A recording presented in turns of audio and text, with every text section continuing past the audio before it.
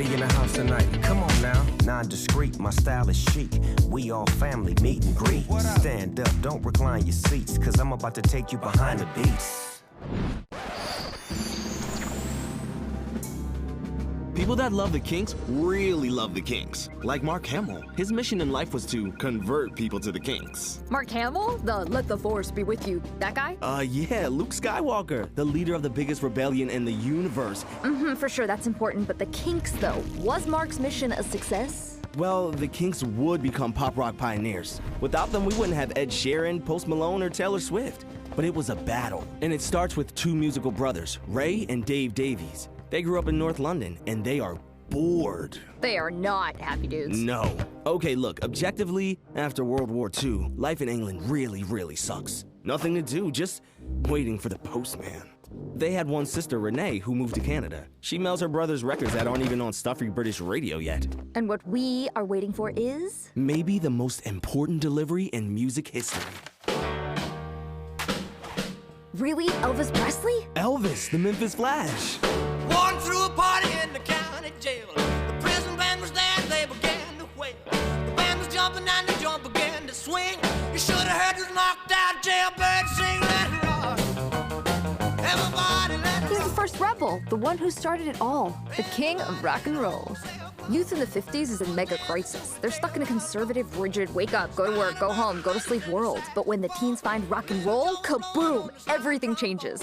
Youth has a new culture that belongs just to them. It's a rebellion. And it's made by young people, too. At 18, the king goes super mega nova. His hip shaking drives people straight goofy. Young people love it, and adults think it's a sign of the apocalypse. But as time goes on, the rebellion dims, and by 1960, rock and roll is dead. Elvis is drafted into the army and shipped off to Germany. And the other rock pioneers aren't doing much better. Chuck Berry is in jail, Buddy Holly has met his maker, and Little Richard starts singing religious music. Thankfully, help is about to come from a place far, far away.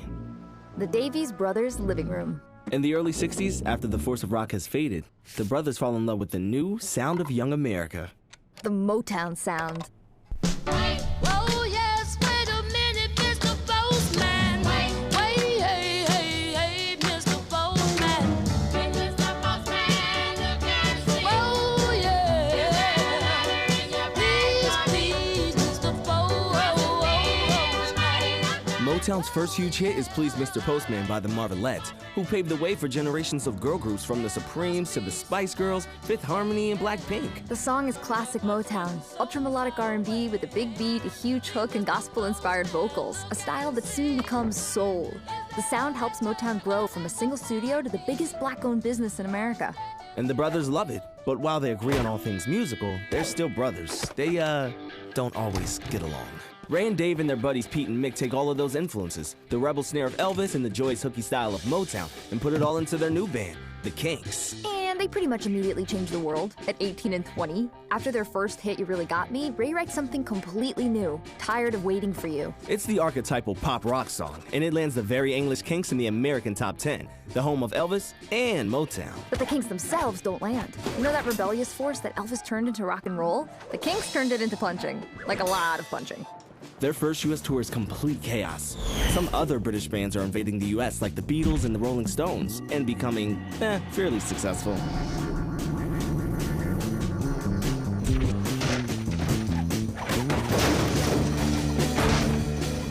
Eventually, right before they're supposed to go on a TV show, Dave punched a crew member, and they were banned from performing in the States for 4 years. So the Kinks missed that train. They must have cut the next one. This isn't a giving up kind of story. Nope. After 4 years, the Kinks returned to America. They play the legendary Whiskey A Go-Go in LA.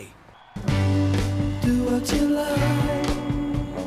Please don't keep me waiting. Please don't keep me waiting. 'Cause I'm so tired of waiting. Tired of waiting for you. That night, they even get to play Jailhouse Rock by Elvis for Elvis. Along with one teenager who was there that night, who didn't play guitar, but took the same rebellious force and made it his own. Mark Hamill. So cool.